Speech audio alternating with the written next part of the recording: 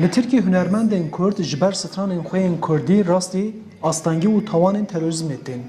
Piştî hewildana darbeya leşkeriya di 2016 vir ve hejmarek konserên hunermendên Kurd ji aliyê walîtiya Wanê ve hatine qedexekirin.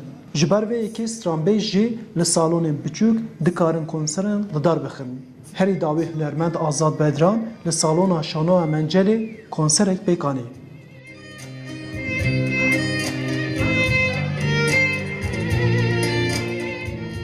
Rastî jî gelek alaqeyên mezin bû min nîşandan. Ez gelek kêfxweşim, gelek serbilind im, gelek jî kêlecanim ji ber ku konsera me taybet ya yekemîn bû. Ji ber wê yekê wan jî gelê Wanê jî ciwanên Wanê jî me tenê nehişt. Ji ber strana partîzan derheqê hunermend Bedran da di 2020 da bi îddia propaganda rêxistinê kiriye ji aliyê Dadgeha Cezayê Girana Diyarbekirê ve bi 3 sal û 9 mehan cezayê zindanê hatibû cezakirin û hin jî doza wî berdewam dike.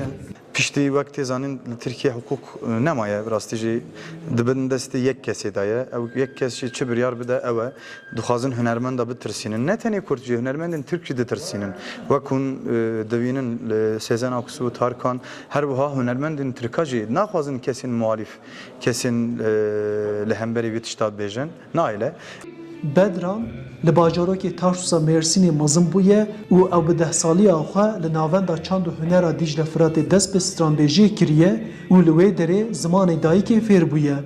Bedran dibêje ku tevî qedexan ew dê hunera gelê xwe bide berdewamkirin. İja em jî wek dengê gel em dikarin li her derê li her cî ji bo me konser ciyê konserê ye her der ciyê me ciyê şahî ye em jî dikaribin bibin ziman û neynokê gelê xwe.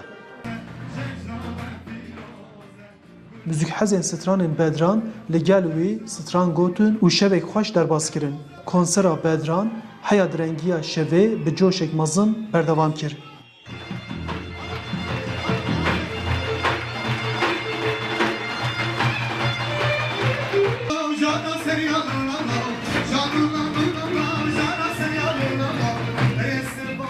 Arif Aslan, Denge Amerika, Van.